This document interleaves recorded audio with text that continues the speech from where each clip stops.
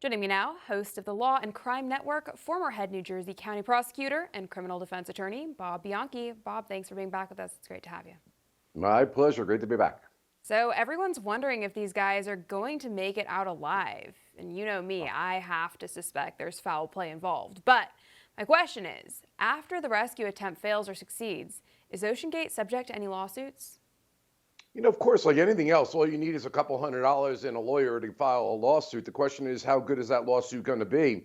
And while waivers, as your guest had indicated, may be at play here, they are not the end of the day. So I guess these venture seekers may, if they or their families may venture into the court of law to argue that the waiver did not expose or express to them the nature of the safety violations that they should have known about, so that when they signed that waiver, it was done voluntarily and it was done intelligently. So the mere fact, I kind of laugh when I go to these things and they like sign your life away. Somehow they think that that's going to make them avoid liability. But the waiver is only as good as the consumer knows the dangers that are involved. Last point, Allison, if it is true that these submergibles are only supposed to go to a certain level and that this company was going maybe 2,000-3,000 meters below what was the engineer said was a safe level, that's a problem for the company, irrespective of any kind of waiver that's filed here. So there are serious, obviously, civil ramifications. And then the last part of it is you do assume some risk when you get involved in risky behavior. The question is whether or not this was reasonably within that assumption of risk. Yeah, good points. We'll definitely wait to see how that one pans out. Now, turning to a different case, the family of Keenan Anderson, who was tased by LAPD officers and died, have filed a wrongful death suit. Can you break this down for us, Bob? How do you see this one playing out?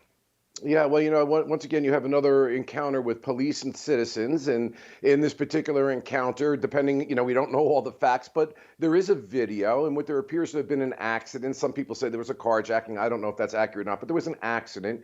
And eventually the cops showed up at the scene. And I think you're showing some B-roll of that right there. And the individual is not really complying with law enforcement requests. They're speaking to him and trying to de-escalate the situation. You clearly hear that. But there, right there, that you're showing your audience, at a certain point in time, he leaves the sidewalk, disobeying the officer's command, and goes into a busy intersection. At that point, the officer jumps onto a motorcycle. Clearly, his voice commands change from being more conciliatory and de-escalating to much more direct in ordering him to get on his stomach. A resisting scenario, if you will, occurs, and they tase him a number of times, and ultimately he goes to the hospital, and I believe about 4 hours later he dies. It's found that he has cocaine and marijuana in his system. So it's not a criminal case, it's a civil lawsuit. And in a civil lawsuit, we have constitutional rights to be free from excessive force of police. And if they do violate that, it is in fact a civil rights violation. The question is going to come here as to whether or not the officers acted appropriately according to policies and procedures and protocol.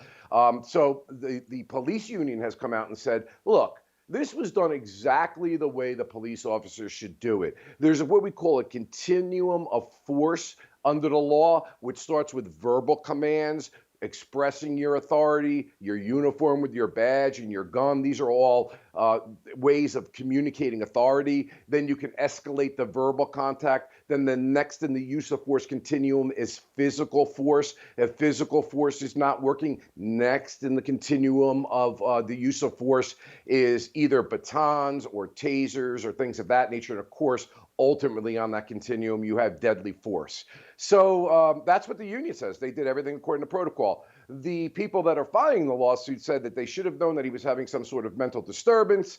And as a result of that, there were other ways that the officers could have acted rather than tasing him at least 6 times, and that it wasn't the drugs, or it may be the drugs, but ultimately was also a contributing factor, the tasing situation here. So we're back once again, Allison, to this situation of to what extent can police officers use force in order to get compliance of individuals to follow the law. For all our viewers asking where One America News is heading in the future, we would like to introduce you to OAN Live.